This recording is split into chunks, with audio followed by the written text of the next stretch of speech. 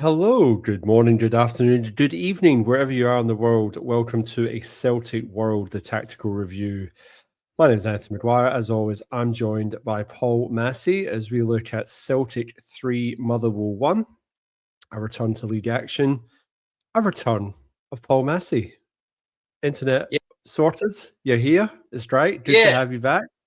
Yeah, you said as always, but not last week, unfortunately. And what a week to miss, given all that went on. My internet went down. The provider couldn't give me a clear answer. It turned out it was the network. It took them a couple of days, 3 days to get it sorted. So yeah, apologies, folks. It was completely out with my control. But yeah, delighted to be back and another great result to chat about. So yeah, well done for holding the fort on your own last week. Hopefully we'll be up and running for the next few weeks to take us home to the end of the season. That being said, I am in Japan next week, so it'll be Paul plus a mystery guest. We'll keep that one under wraps for now, but Paul will be taking the hosting chair next week, and I'll be I should be in Japan by just the time the show comes on. I think might be coming into Tokyo. Not sure, but anyway, I'm unavailable. But I'll miss the international break, and then I'll be back with Paul as per usual. But the show goes on, so Paul will be on it this time next week with, like I said, a mystery guest from the Celtic World family. So yes, we'll keep a bit of mysticism around that one. Get involved in the comment section. That's what kept me going last week. And it's great to see you all having a right big chat in the group and bringing up as many comments as I could. So it's really great to continue to build that community. Obviously, the cup win last week was massive, but obviously we want to win the league as well. And a big 3 points against Motherwell. And in years gone by, you would just assume that a Motherwell game at home would be a fait accompli, but Motherwell playing probably the closest to an Ange-like team footballing wise. I saw a lot to like, and a lot to recognise.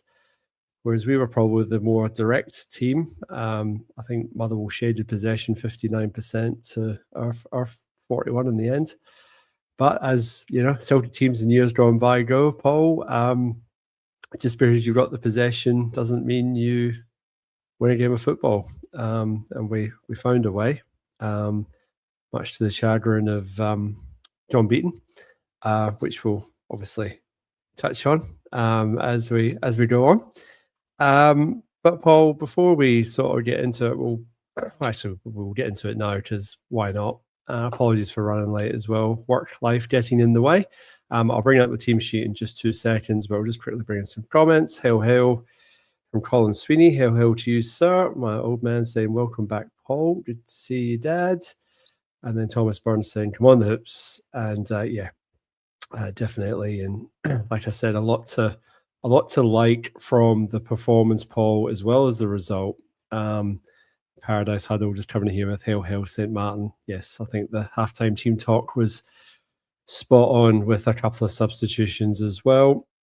Shawnee Boy over from America. Hail boys. Hail to you. And afternoon troops. So I think that's where we're starting to build up in the comments section, which is good. But we're just showing the team lineup, Paul, and just to talk us through your thoughts. A Saturday night kickoff, which was nice.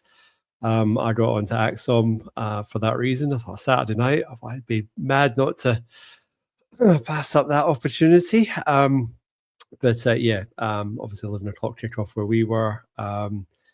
Afternoon/evening naps required in my household. I don't know about you, but talk us through how you got there and what were you making this lineup? Because obviously a few wee changes and tweaks that we weren't expecting. No Harajo, Iheanacho back on the bench, and Oxlade-Chamberlain back in the starting lineup. But take it away, Paul.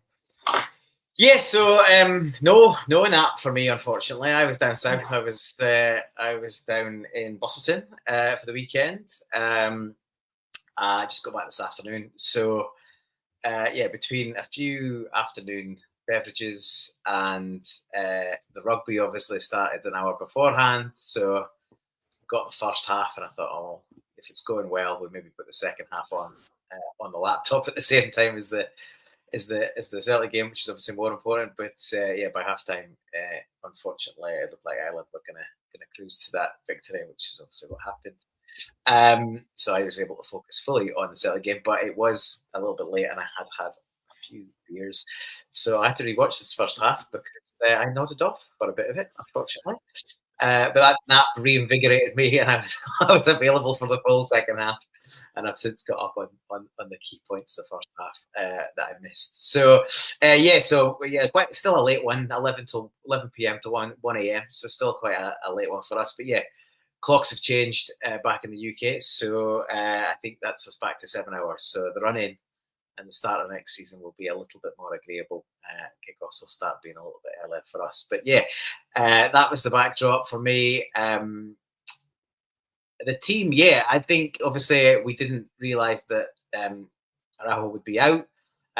Joining the dots, it looks like he's had his first kid over the weekend, so I assume he was given clearance to be out of the squad to be with his partner for the birth of his child, which is fair enough. And Donovan slotted in his place. Yeah, the midfield three was always going to be interesting. We knew Carmack was still going to be out. McCowan got the nod from start last week. He reverted to the bench, and then it was just a case of, how did that midfield three sort of line up? So formations sort of set with a bit of a double pivot. Didn't look like that to me as we watched. I think kind of the Oxlade-Chamberlain was sitting in the deeper lying role. Tati allowed a bit more license to be sort of box to box, and he did play closest to Maeda. And I think the wingers, they're kind of set these days, aren't they? So, and we knew, we'd heard that Tierney was likely to make it back. So, yeah, I think the only other one that you could potentially say just a bit of an eyebrow raiser was, I think Dane Murray could be a little bit, feel a little bit unfortunate. I thought he played very well when he came on. Arthur wasn't poor when in last week's game, but I do think he just lost his position a little bit occasionally. So yeah, I did think that it was basically a coin toss, and the manager's gone with Arthur again to get games under his belt. And look, one of the things we can say is at least there started to be a little bit of competition in that centre back area. Trusty was immense last week. Obviously, I wasn't here to provide feedback on the game, but yeah, he was sensational and probably the man of the match last week. It's funny how his form seems to go kind of quite radically up and down depending on the type of game it is. He seems to sort of flourish in these games where it's a bit back to the wall and sort of dig in and really sort of defend and block and all that sort of stuff. And then when he's asked to do stuff that looks a bit more simple, he's maybe it doesn't come up as strong as he potentially should. But realistically now that's two players to compete for both centre back spots as we go into the running, which I like that level of depth is. Start seeing that as players come back for injury and players pick up a little bit of form and there's a wee bit more rotation, which is great to see. So yeah, look, a few changes, some expected, some not so much. But all things being equal, I don't think it was a huge surprise in terms of how we lined up. Yeah, I mean it's it's just going to be this way till the end of the season. It's not going to be the same starting lineup every week. We have the advantage now of probably only playing one game a week between now and the end of the season, which I think is a massive, going to be a massive shot in the arm for us. You could tell by the end of that sort of 4-game away run that we were absolutely knackered. So you could just sort of see from the performance itself that it was probably one of the better performances. Second half in particular, I thought there was passages in the first half where we looked good as well. But definitely as an all-round full performance from front to back, I kind of felt that's the first time in a while that we've seen it. And it needed to be because, Motherwell are a well-drilled side. Dal Holloway's saying here it's the best side we've faced outside of Europe. They're well coached. They've got the systems. They set their traps. They press high. And, that's also what led to their first goal. So, it clearly works for them. And it's, it's gotten them this far. No, that's them now, two losses on the bounce. But for our sake, we managed to get the win, and thankfully Kilmarnock do a job on Hearts and got the margin at the top to 2 points. So it's definitely all to play for, and we're definitely, if we weren't in a title challenge, well, we've been in a title challenge the whole way along, but we're definitely in it. We're definitely in it now. So just trying to bring up first sort of chance that we had, and then we can sort of just talk through these as we go, Paul. But this was Benjamin Negrin getting a little bit flat-footed. This was 9 minutes in, so this, I mean, is a golden opportunity. The ball's just kind of fallen to them. Motherwell just haven't got their defensive line sorted, and I guess Negrin's just not expecting it. Unusual, because obviously this is the sort of guy that you'd want the ball in this situation to fall to, but on his right foot rather than his left, I guess. But unfortunately, couldn't get a shot off in this situation. Yeah, so I think it's a whipped ball into the area from Tati, and I think that sort of catches both Maeda and Negrin a little bit unexpectedly. It's a bit deep. It hits this defender here, and he sort of he just knocks it back into a dangerous area. Look, I know this is early in the game, but I think Negrin has got to bury this. Like, he's stepping onto that. He chooses to step onto his right foot when he's naturally left-footed. As that ball comes up, you could just let that roll across his body. Either have a one hit on it, or just he's got time and space to take a little touch on his stronger foot, and then he can pick his spot. So that's the case with Negrin. Look, he's been fantastic for us this year, and he's more often than not been in the right place at the right time and scored crucial goals. And his goals and assists, but definitely his goals are probably a key reason why we're still in the hunt for this title. You take those out of the team, and you really start to worry about where we're scoring anything from or getting games. But sometimes he just gets caught a little flat, and his first touch isn't always perfect, and he just takes a heavy touch, and then he's sort of back towards the defender that's played it to him, and then he gets sort of closed down, and he can't get himself sorted, and it sort of fizzles out. But yeah, like, you got to take the rough with the smooth with a player like Benjamin Negrin. Like, players like that can be frustrating. Like they'll have great movement, great finishes. I think he's another one that falls into the category, and we see lots of players like this. If you've got to think about it too much, like here, quite often it'll fizzle out. Maeda is one of these. I think Abada was a bit like that as well. There's plenty of players now. Giamakis was very much like that. One touch, don't have to think about it, knows where the goals are. If you have to stop and think and take a touch and maybe beat a player, it becomes a bit too much to get done. And yeah, he just gets squeezed here and drifts out. I guess that's the caliber of the player that we've signed as well. I mean, he's a steal for £1.5 million. But I guess at that price, you'll get dimes in the rough, but they're never going to be 100% the complete player that you want and need them to be. There will always be a deficiency of some description. Like, if he could take it and dance around the defender and poke it in the top corner, you'd probably argue he's not playing for Celtic. Maeda is a perfect example. If he could finish and had a slightly better touch, he'd have been in the Premier League years ago. So you've just got to sometimes just accept the limitations of players and what we've got. I mean, I just thought this was like a gilt-edged chance so early in the game, and just thinking if that goes in the back of the net, it just potentially makes for a really relative easy afternoon. But obviously it wasn't to be. And I think the next image is going to be, oh no, we've got Motherwell breaking down the left here.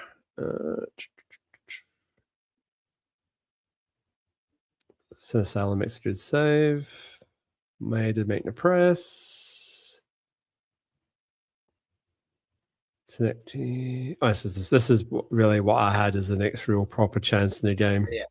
So this was like 10 minutes on, and this is the Ox sort of winding up, and this is what I wanted to see more from him. Obviously, we saw his range of passing more in the second half, but if Motherwell are going to not camp in their box, but if they're going to sit a bit deeper like they are in this situation, then you're just wanting them to sort of be feeding him, because he does have the ability to hit the target with power at range. And this is just a perfect example. I mean, obviously he got the late goal. His name's Livingston, wasn't it? I think he was a goal. But he's got this in his locker, so it's like, why are we not trying to utilize this? I mean, this game's probably a little bit different because Motherwell were probably pressing us and putting us under pressure, but I just feel some games where we're just like, we try and walk it into the back of the net, and and there was times in this game where we particularly in the second half where we tried to do that as well. But I'm just thinking, feed this guy and let him.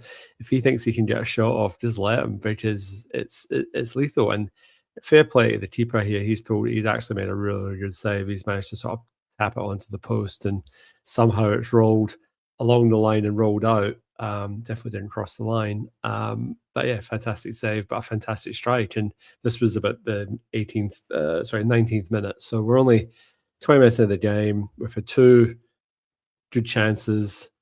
Not getting panicked yet, but you're sort of saying like, gee, you could easily have been 2-0 up, or at the very least 1-0 up.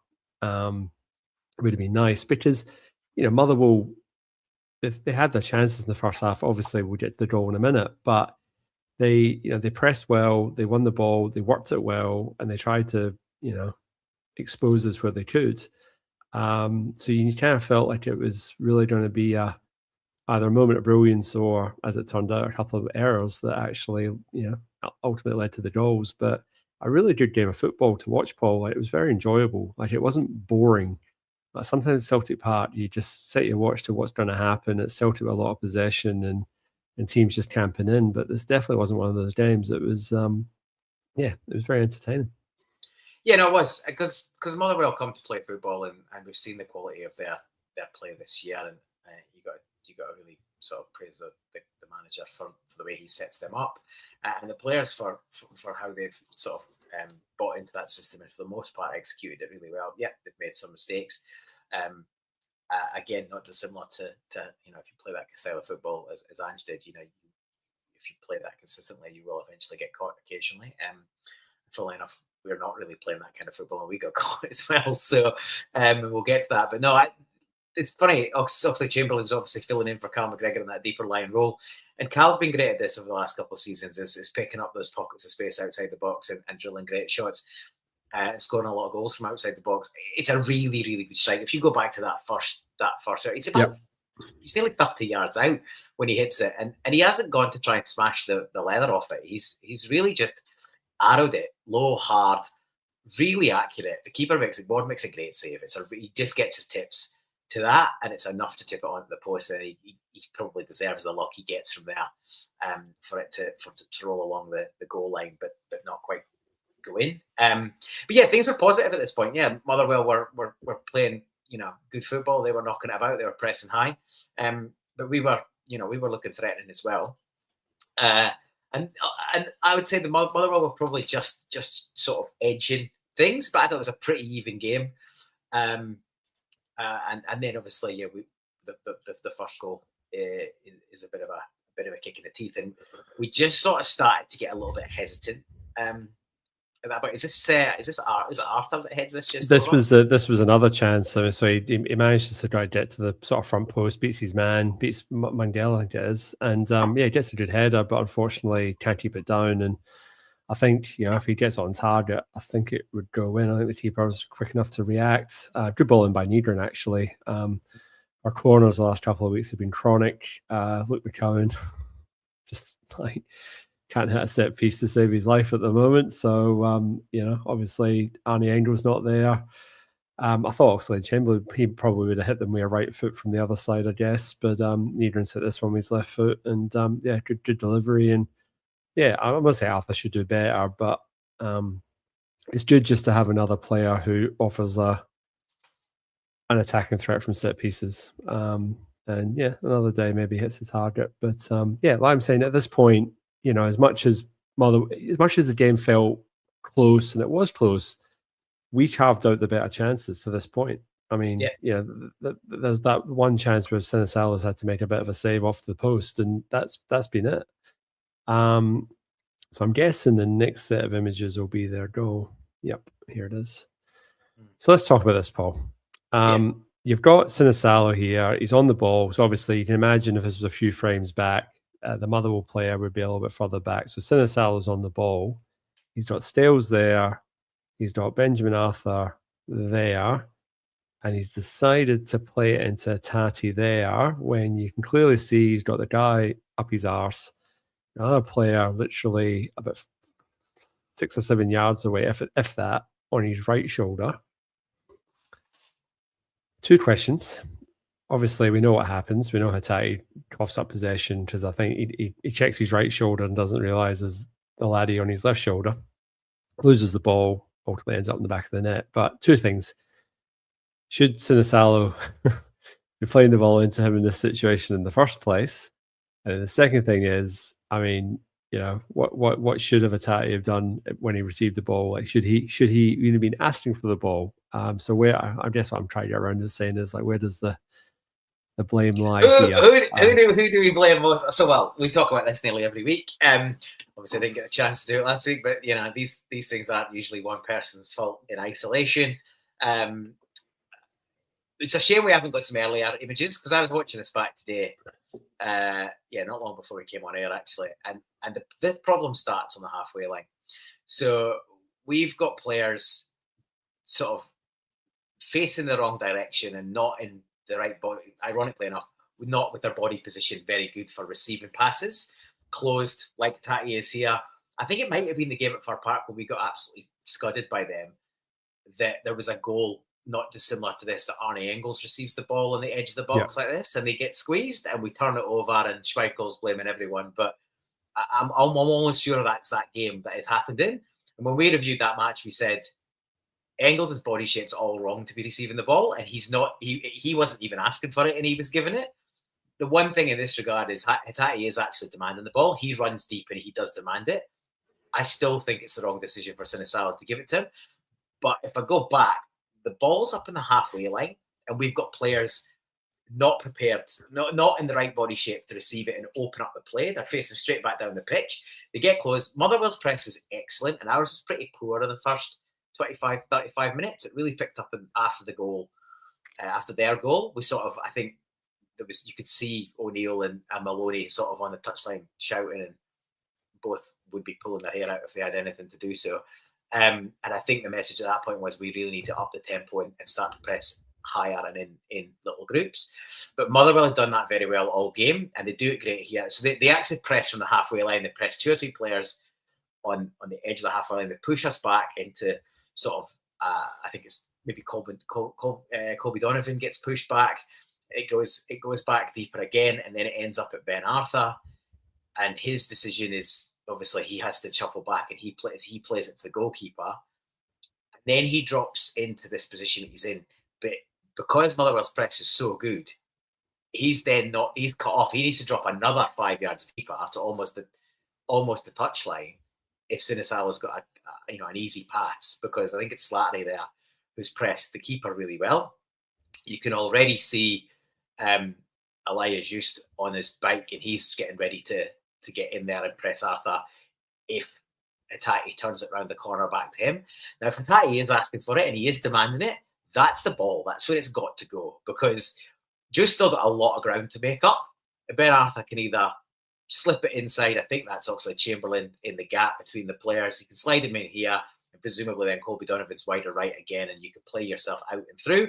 Or if Just makes up enough ground and he's really under pressure, Arthur can put his laces through it and just clear his lines and reset. And there's an argument for saying Sinisalo should do that when Slattery presses him as fast as he does, because you can see, if you look at him, the body shape for Scales is poor too. He's probably even tighter, and then worse as a left-footed player playing on the edge of that box. He's probably in an even worse position to receive the ball. So he can't really go there, and he doesn't look like he's asking. He's not ready, right? At least Hatate's demanding it, but his body shape is poor. Like we've talked about this loads. He's facing directly back. He needs his body on the half turn now, in either direction, but he's probably going to turn towards kind of us from this camera angle because he's naturally right-footed.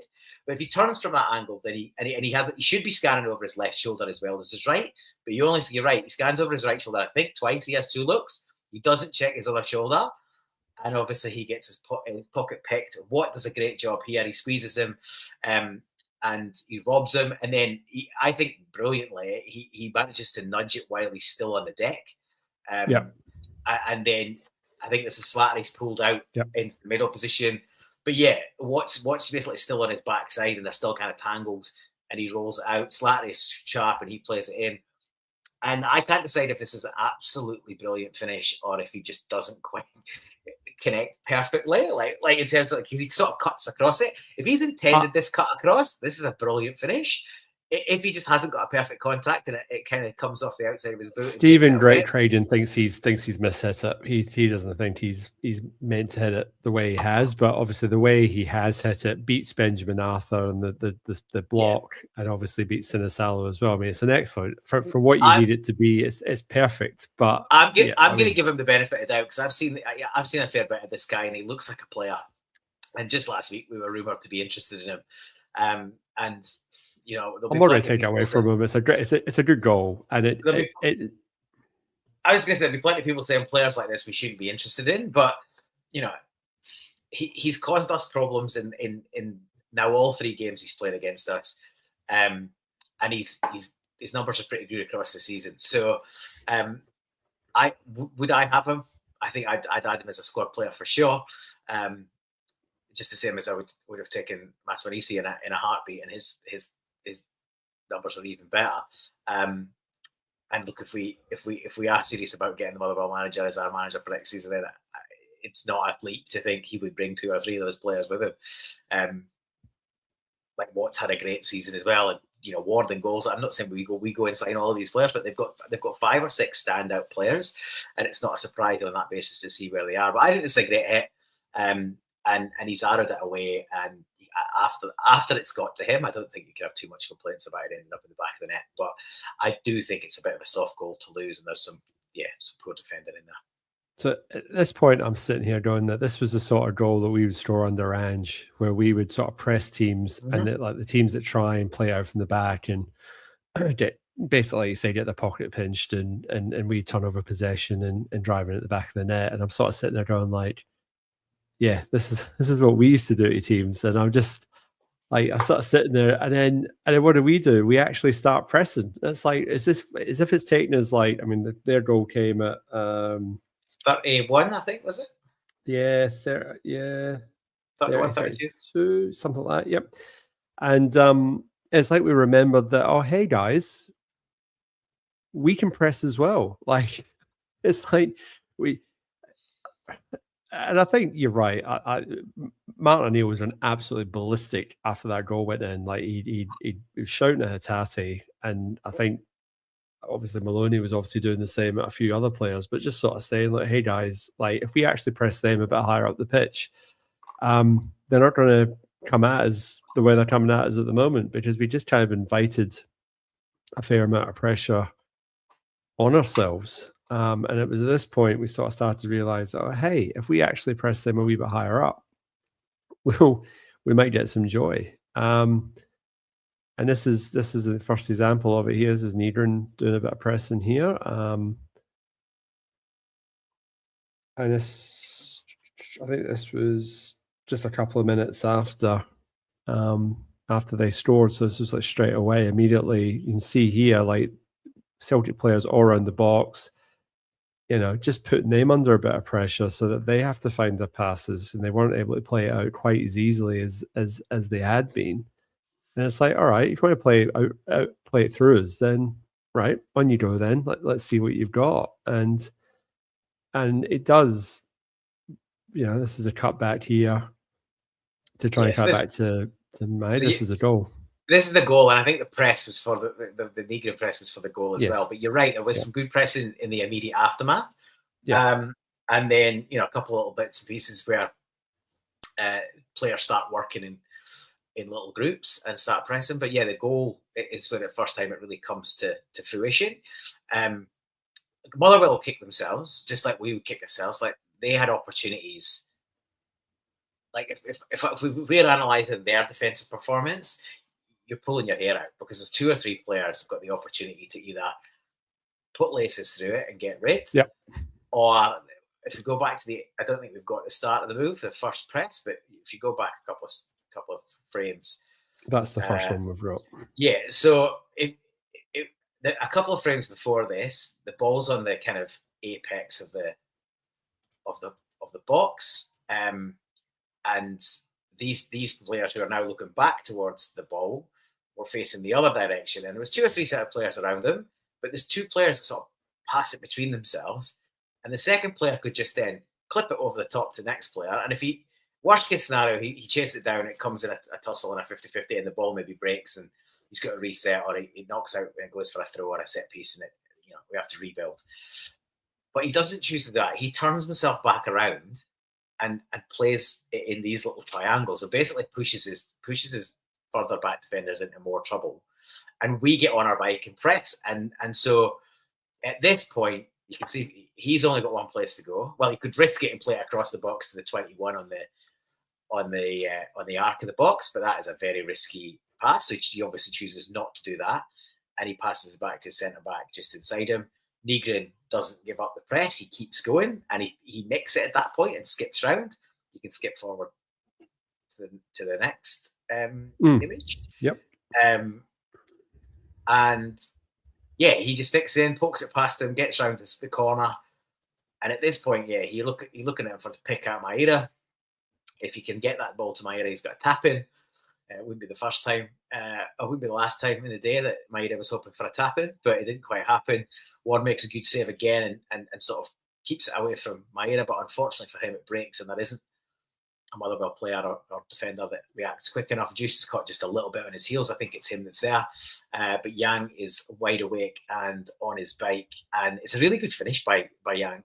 He just gets through. He gets his composure. He's leaning back a little bit, but he gets it drilled, and he sort of beats the keeper and the defender on the line and slots it in the bottom corner. And 38 minutes, like 6 minutes after we've gone behind, and we're not scoring a lot of goals, and games have been difficult, and it's been a grind.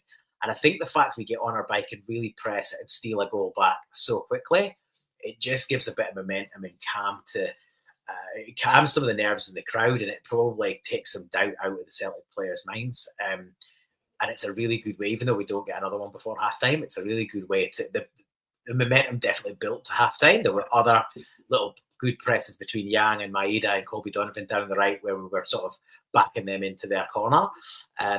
And yeah, we had tails up, and there was momentum at halftime, and it was a great response to going behind. Yeah, there was. I don't know if I got the image of it. I'm not sure. No, there's the one chance right before halftime where Maeda gets the ball played through. I think it was from Donovan, and then he has Hatate, I think, on his right, and then he has somebody else, a Yang running on his left, and then I don't know if he's caught in 2 minds or what, but he just ends up giving the ball away basically and rolls through the keeper. And it's like any option other than the option that he took would have been almost with a certain goal, or the very least a shot on target. But like, I'm just like, oh, Maeda. But again, in the right position. But again, it came from having your fullback right up, and it really just all of a sudden Motherwell's passing game just. Let's say it went to water. Like they still got us a few times in the rest of that first half and the second half, but it was harder. They had to be accurate, and if it didn't come off, we had possession in a dangerous area and put them under pressure, and it just made them think. And that's what when you've got teams that play like that, that's what you've got to do. You've got to be on the front foot, and it's probably the only frustration is, like I say, it took us the 30 minutes to probably realise that. And the biggest culprit for not being able to read a press is Sebastian Tinekti. And he was chronic. And I clocked it in the first half. I'm sitting there watching the game, and I'm just, every time Maeda went, that should have been the trigger point for Tinekti to then push in and put pressure on their fullback. Mm-hmm. And he was in no man's land. So he wasn't close enough to the fullback, but he also wasn't picking up the winger. So he was just in the middle. So all that happened was the ball was pinged out to the right backs with O'Donnell. O'Donnell looks up. Tinekti then realizes, oh crap, I'm supposed to be getting onto him because Maeda's just made a lung-busting run to do the initial press. So he then gets out to O'Donnell, but then O'Donnell's just got an easy pass down the line to the winger, and they're out.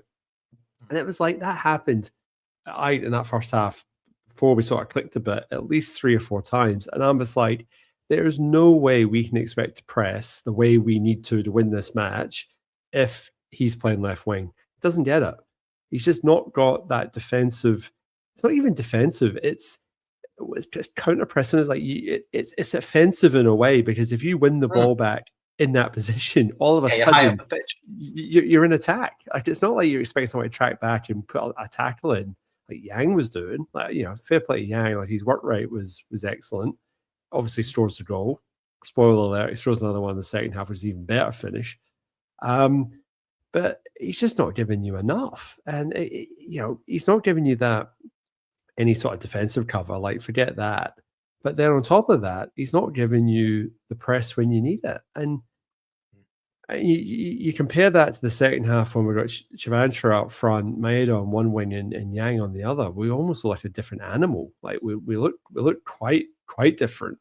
And we'll get to the second half just in a second. But it just sort of shows up that, the growing feeling and the support that I'm seeing in comment sections when I'm doing live shows and on Twitter and stuff, that Seb's looking more and more like an impact player off the bench for 20, 25 minutes. And really, that's all you can rely on him to be, because if he's trying to sabotage your pressing game, which let's face it, this season it's been virtually non-existent, but prime example of, what you can get out of it. We created a lot of chances on Saturday night compared to other games where we've lucky to maybe get 2 or 3 chances. Like, we created. That was before the red card as well, but we'll get to that. It's just food for thought. But I'm really starting to lean towards a team that doesn't have Tinekti starting in it, because he just doesn't get it. I mean, it's not to say that he won't get it and he can't be coached to get it, but at the moment he seems clueless. And that was my biggest takeaway from the first half. So I don't disagree. And I think the problem you've got, he looks like a luxury at the minute. Like, he can take players on, he can go each side. He's got a goal in his locker. He's added some assists. But it's all offensive. And to your point, you've got to defend from the front. And his defending from the front and the press has been really poor. He's all over the place, like you say. He's also been poor defensively in his own box. Like, he got caught the other week. It was against Hibs, where he was the basically the furthest man at the back post, and he gets beaten. He's unaware. It's happened a couple times. In fairness, he got the one at Rangers. Clearance off the line. I was just about to say. I sort of picked that up as I was speaking. I was like, actually, a clearance off the line, so I can't be completely negative about him. But the press is an issue, and our press has been an issue all season. And you can't press in ones and twos. You've got to press as a unit. And you're right, there's a trigger man for that. It's usually the highest up player on the pitch. So sometimes that'll be a winger if you're pressing in the corner. Quite often it'll be your centre forward if you're pressing in the middle. And if Maeda's in the team and it's anywhere in his sort of broad area, it'll be him because of his energy levels. And you're right, Yang worked really hard as well yesterday. Looking at it, I think you've got to get Chivanchara back in the team as a starter. Because Maeda looks better on the left as well. His performance was even better when he moved back to his wing and he's comfortable on it. And I think, again, there's an argument to be made that Yang isn't at the total quality that should be starting games for us week in, week out. Not to say that he's not an improving player, he absolutely is, but he's certainly got the jersey for now. Because we've got zero coming in behind, other than 36-year-old James Forrest, which great to have on the bench, but you're not going to rely on Jamesy to do a long shift. So Tinekti's a bit of he's another enigma we've got in and around the team. But we'll see how it shapes up in the next game. But I think there's definitely an argument for getting Chivanchara into the starting lineup.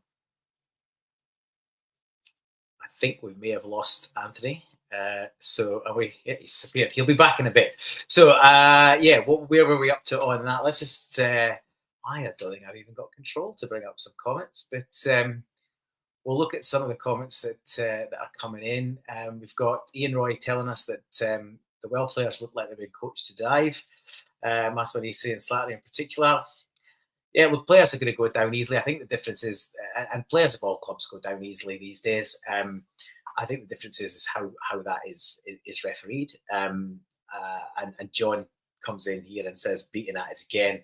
The minute an opposition player feels a touch, they go down, and he's happy to oblige. Happens every week, and we get nothing. Yeah, I think there's definitely an element of the players being given soft free kicks that break up the game. We'll move on. I haven't got control. Unfortunately, Anthony had control, so I haven't got the clips to bring up, but we will go on to talk about the second half. So I think from the early part of the second half, we get into some good pressing. And yeah, I think there's an early period here, and it's a shame that Anthony's not around to show us the clips, but there's a period where we start pressing deep in their half, and Tierney gets a little nibble in. And I think Colby Donovan's doing something similar high on the other side of the pitch. And we just start to get on top in terms of the press. Oh, Anthony's back. Good. Apparently my internet has died. So I'm on my phone's hotspot. So I don't know how that stable that's going to be. So I apologize if I'm a bit crackly or I cut out again. But you're coming in loud and clear at the moment. So okay, right. We'll hopefully that stays that way. But yeah, I'm on a hotspot at the moment, so we'll see how it goes. But yeah, I realized quite far through my comment that you'd frozen, and I was like, "Oh, here we go." I've just run through some of the comments, and I said we started to go into the second half.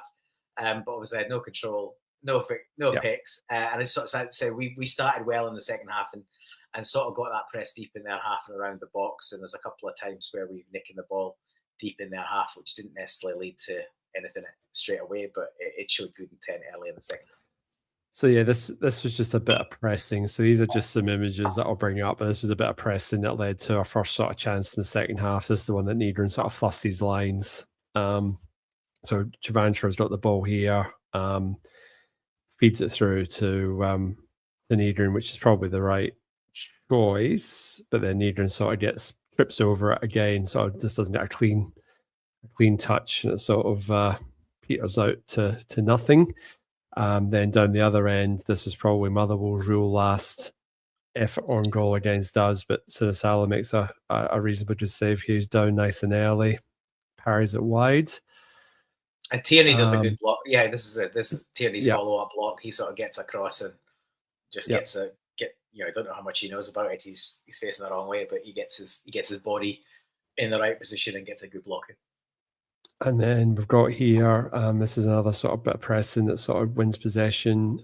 This is the one where Niederan gets a shot away, but it's a bit of a block from the Motherwell defender here, and it sort of hits the post. And here we go, Paul. This was probably the big talking point of the second half. This is the VAR review. The referee not seeing this in real time, John Beaton. So we've got I'll make it a little bit bigger. Apologies. So it's worth noting at this point. I know you berated McCowan's delivery, but by this point he's come on for Benjamin Niederan, which was a bit of a surprise to all of us.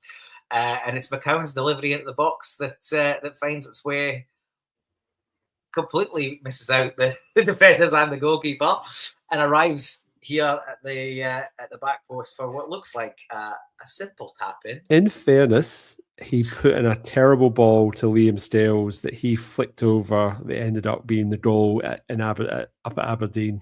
It was a terrible corner, and somehow it still made its way into the back of the net. But I'm sorry, that wasn't meant, or whatever that was like.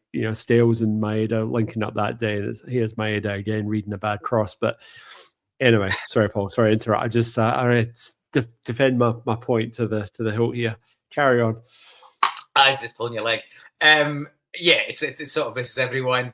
Worth mentioning in the run up to this, what forced this corner was a brilliant run by Jan. He burst probably half the length of the pitch, He did what he's done quite a few times in recent weeks, and probably as a unit we haven't done often enough, which is go and commit players, go and run directly at players, put them on the back foot, commit them, and try and go by them. And he went past 2 or 3 players in that sort of inside right channel, and I think they were almost taken by surprise. Somebody was actually had the balls to actually get in and run directly at them and try and make something happen. And he was squeezed out in it, and the ball went for a corner, but obviously from the corner this happened, and it's unfortunate that because we've got a clipped version of the pitch view here, you can't quite see the referee, but the referee, in case you were worried he didn't have a very good view of things, he's pretty much stood next to Rio Hatate with an absolute clear view of this incident, and somehow missed it. I couldn't possibly surmise or guess how that could be, and then went. It was gently encouraged, which seemed to take some encouragement to get over to look at the screen, and had quite a long look, lots of looks at the screen before he realised there was only one thing he could do, which was make his way back. And not only did he look a bit stupid that he didn't pick up the foul in the first place, but he then also had to send the defender off because, and look, this is some great acting by Longello. He's got real innocence in his face there. He's absolutely stunned that the red cards come out here. I don't know why he could be that. Some great acting because he's all over the top of Maeda. He's got him in one arm, then he's got 2 arms around him, then he's not looking at the ball, then he's lying on top of him. It's as clear a penalty as you're going to see. The big question should be, why does it not get picked up by the referee who's looking straight at the incident? But thankfully, the right decision was come to. And yet, to add insult to injury from a referee's point of view, he's then gently encouraged that that's a clear goal scoring opportunity as well, so you're going to have to send him off. So yeah, beating looks a bit daft, but all's well that ends well, and the right decision was arrived at. And so I think it's important. I think it's important just to point out here, Paul, as well, is that you can still have a double jeopardy situation when you're denying a direct goal scoring opportunity, and the goals were open because Callum Ward was at the front of his goals. There was a gaping open goal there that Maeda basically just had to make straight contact with. Now, whether he would have made straight contact with it, maybe Mandela should just have, rolled with it and just seen what happens. But for me, Longello, sorry, I've mangled that. But he mangled his defensive duties there. But the thing for me is the fact that he's not even got eyes on the ball at that point. For me, is all he's interested in doing is wrestling with Maeda, and it's like you're not making any attempt to play the ball. You're not even watching the ball. It's a penalty all day long, and I mean the red card was, it didn't occur to me at that moment in time. And then obviously with Celtic TV, they went, he's denied a direct goal scoring opportunity. It's like, well, actually, yeah, because that was Austin Trusty from the halfway line, which apparently is a direct goal scoring opportunity. It's like a lot can happen. The player could trip up about 5 times between now and the 18-yard box to get his shot away. So I guess when you're like, 10 yards out and you've just been flattened and the ball's coming to you as an open goal, I think that's a pretty clear, obvious goal scoring opportunity that's been denied. So to all the Rangers supporters on Twitter who are having an absolute meltdown about that one, go and do one, because that's what VAR's there for, clear and obvious errors, and that is a clear and obvious error. Rightly, like as you said, Paul, I think a lot of people in the comments, John, CL, and Shawnee Boy, why didn't Beaton pick that up in real time? I mean, he had a perfect view of it. It wasn't like he was obstructed. He didn't want to give it. And, and then he was dragged over to the VAR monitor. He spent what felt like an eternity watching the same set of replays over and over again. I'd love you to give him benefit of the doubt. He was trying to decide whether it was a red card or not. But for me, it was just like the Ralph Wiggum, like his heart was getting ripped out of him, thinking that he actually had to go up there and give a penalty and a red card for Celtic. So anyway, it all's well that ends well. And Big Tam, he steps up and takes the ball off Oxlade-Chamberlain, who also hit a good penalty in the penalty shootout last week. So I would have been happy with either of them hitting it, but Big Tam says, no, I'm having it. And straight down the middle, keeper's dived, and easy as you like, 2-1. And I'm starting to feel a little bit of breath of a sigh of relief. But what were you thinking? Yeah, look, I think once it's given you, you're delighted that it's been given. You're delighted they're down to 10 men because that takes a big chunk of the pressure off, and we've suddenly got an opportunity to go ahead. Your next concern is then who's hitting it, because Hatate hit the one at Ibrox in the league game. We eventually got that over the line, but it was a far from convincing penalty. To be fair, he hits a great penalty, as all the penalties were in the shootout. So you think, well, he's the recognised penalty taker on the pitch. It's probably going to be him. But as you say, two of the new boys were sort of arguing it out, and Chivanchara is the one that gets the job done. But the interesting thing for me is on this one is Ward is he's pointing left the whole time. He's pointing left, like put it to the left, put it to the left, put it to the left. And that's clearly because he wants him to hit it to the right where he hit the penalty in the shootout. So he's giving him the double bluff. Oh, please hit it there. But he's thinking, oh, he's going to hit it to my right. And he dives his right. Chivanchara just goes, all right, I'll put it there. And he just puts it slightly to the left of middle. It's a calm penalty. It shows loads of composure. Yeah, look, Hatate's collapsed in a heap with sheer relief that his initial mistake is probably not going to prove fatal. And then the rest of the players are all joy, just rushing towards Chivanchara to celebrate behind the goal. So, yeah, it's I think that penalty shootout has put a real shot of confidence through the team and through anyone that's stepping up to take a penalty. And hopefully, if there's any more penalties before the end of the season, we'll be confidently sticking them away like that. This was another good chance. It's actually really good save by Ward. That's a good save by Ward. So Maeda's quickest to react here, and Ward makes himself really big and pulls a save there. It's a great, it's a great little knock in behind by Jan. Like that touch is it looks easy, but he's just dropped a great little knockdown, perfectly weighted for Maeda to run onto. And yeah, he can be disappointed he didn't get an assist there, because you're right, it's great goalkeeper, and Maeda's a bit unlucky doesn't score. And he has so this is the build. This is the build up to the last goal. So the ball comes in, and this build up, ball over the top, and Sinisalo here. So launches it. Obviously misses it. It bounces over. Big Chivanchara sort of draws the two centre halves. Yang's like, thank you very much. Still has a lot to do here, by the way, because he's still like a good sort of like 25, 30 yards out, 35 yards out, should I say. Yeah. Good touch. And then smashes it home over the keeper. Really, really nice finish. That's yeah. So you have to doff your hat to the South Korean. That was quite the performance in the end, and he was. It's a great goal. It's a great goal. Like again, Motherwell will be disappointed with how they've dealt with a simple long ball. Sinisalo will be pleased to get an assist. But it's great. It's great by Jan. He's the one that reacts the quickest. He gambles on running centrally through the middle instead of holding his position wide. You're right. It's a great touch off the right knee. It just knocks him into enough space. It gets it out of his feet, but not too far away that he loses on the angle. And he lashes it through the keeper with his left foot, and the net's bulging, and we're all happy. And that's what, 79 minutes, I think, 78, 79 minutes. And and for a first time in a long time, we go late in the game. Well, not that late in the game, like 10 minutes plus injury time. So 15 minutes or so to go in the game, and a 2-goal cushion. And I don't know about you, but do you breathe a sigh of relief at that point and think, this is probably done against 10 men? Or do you think, if to get one back, it could be a hairy finish? That was the two emotions. I felt 2 goals plus a red card that's equivalent of another goal. So I was like, we're home and hosed here. I actually enjoyed 12 minutes of a Celtic match for the first time in a long time. And somebody put the stats up on Saturday night, and it was like 6 weeks and 900 minutes of football since we've won a game by more than one goal.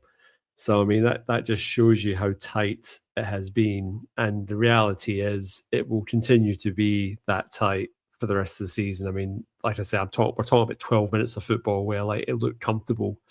And that took a red card and a couple of goals to make that happen. So, we'll have a tough test away to Dundee United on Sunday. So that's the next game up. They got 2-each draw in the Dundee derby last night.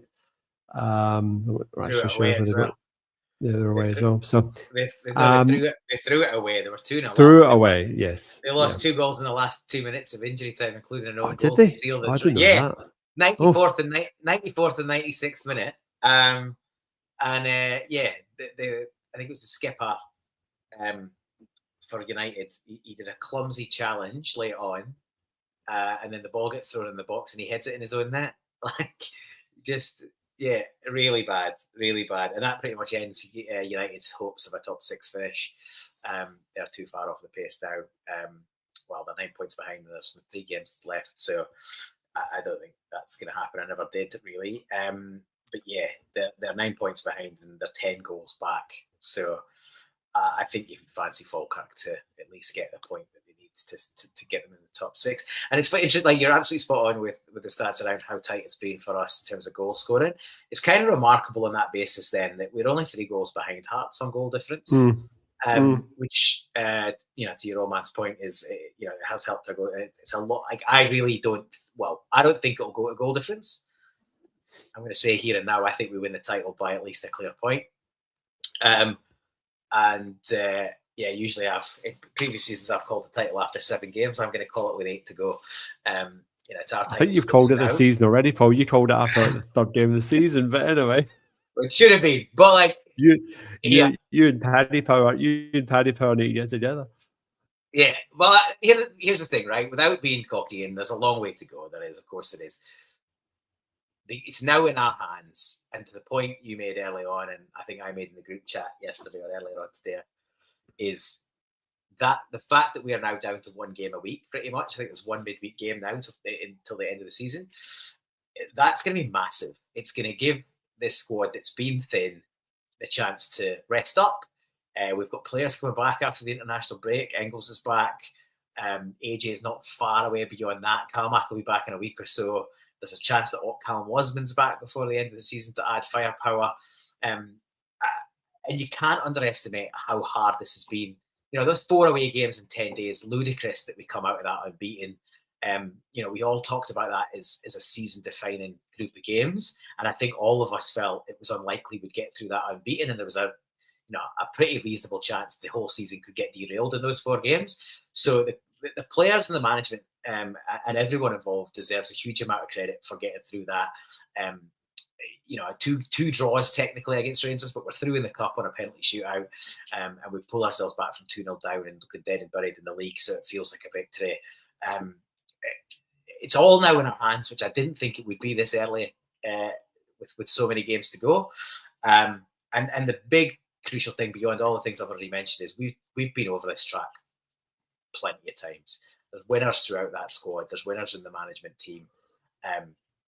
Now that the pressure comes on, let's see how they handle it. Hearts haven't handled it very well. Obviously, there's comments from ridiculous comments from McGuinness complaining about the plastic pitch, which he managed on for years. And I remember various comments going, funny how teams only complain about the pitch at Killie when they lose. Well, he's got a short memory, fingers crossed they continue. I think the other thing you point out as well, Paul, is that we get Rangers and Hearts at home. At home, yeah. After the split, so that also, I've been on the record, or we've discussed it, sort of saying if we were in touch and distance getting into the split to under 3 points, then you have to say it's we have a slight advantage there. It's just a home tie. I mean, it doesn't it's still a game. Obviously. We've got three home games in the split. To both Hearts and Rangers have got 2 home games, obviously a lot of praise to Motherwell, and I've been high on that praise. I think we both have. There's 2 back-to-back defeats probably pushed them out of an actual attempt to win the title, even if that was a long shot.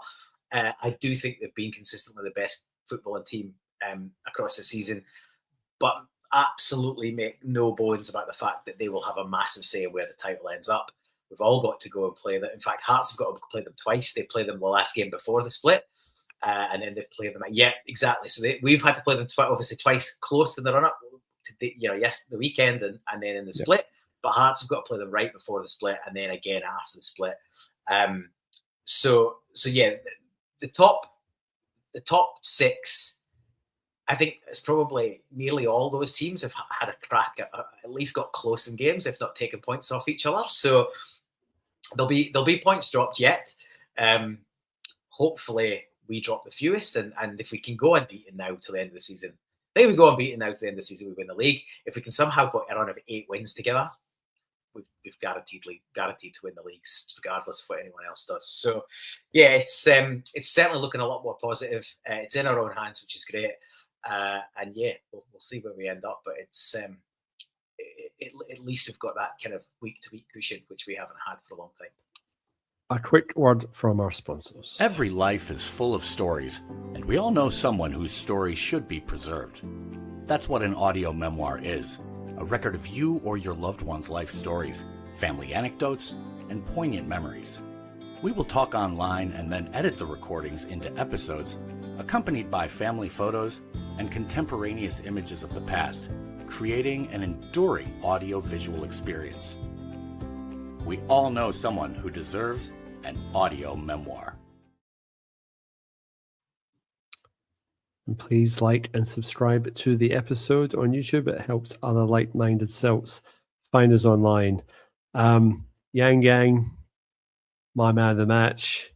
He came out and he was talking in the media saying, there's a group of Celtic supporters called the Yang Gang that give me support, and I really like that, and that's really nice, and it's good to know. So fair play, 2 goals in a dominant performance. And the thing that I liked about him, particularly in the second half, he was popping up everywhere. Like he was sort of meant to be playing right wing, but he was driving through the middle. There's one time he started coming off the left, and then even his first goal, like he's more central there than he is. So he's timing his runs, and it was his run that led to the corner that led to the 3rd goal as well. So sorry, the second penalty. goal. Yeah, penalty. So for me, a very, very good performance, and he puts that shift in defensively. So he's really, like I said in coverage during the week, he sort of made that right wing position his really. So fair play, man of the match. Just any disagreements with that, Paul? Yes or no? No, carried. He was fantastic, right. and yeah, cool. A huge amount of work rate. Excellent. So we're in agreement there. Have you any recommendations for us this week, mate? I have. Yeah, like music-wise, I'm a bit all over the place. I think was it just a weekend? Yeah, it was the night before. It was the same night as the cup tie, and not the reason I missed last week's show. But I was at the Streets gig, which was fantastic. Unfortunately, classed for the first half, but curfew meant that I was able to get the second half in the drive home, and then obviously things went. I'm on much longer than expected, so I got to watch the rest. I'll watch the rest later. But no music this week. We're going to go for a bit of a book. We're going to go a novel. So I love my crime fiction, and there's a brilliant crime writer, which I'm sure a lot of crime fiction fans in Scotland will be across. Stuart McBride. Stuart McBride has just 8 months ago, released the 20th anniversary book in the Logan McRae series. So Stuart McBride is from my neck of the woods, and the Logan McRae detective character is based out of Police Scotland and Aberdeen. And yeah, all manner of grisly crimes that he leads teams to solve.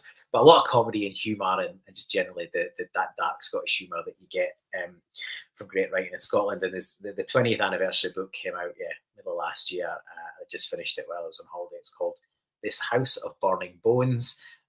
Perhaps the most fictional thing that's in the story is it's set in a heat wave in Aberdeen, which at the same time as some sort of, I don't think it's COVID, it's post-COVID, some sort of lurgy is sweeping through the city and the police station, and they're down to the bare bones and staffing, and it's a heat wave.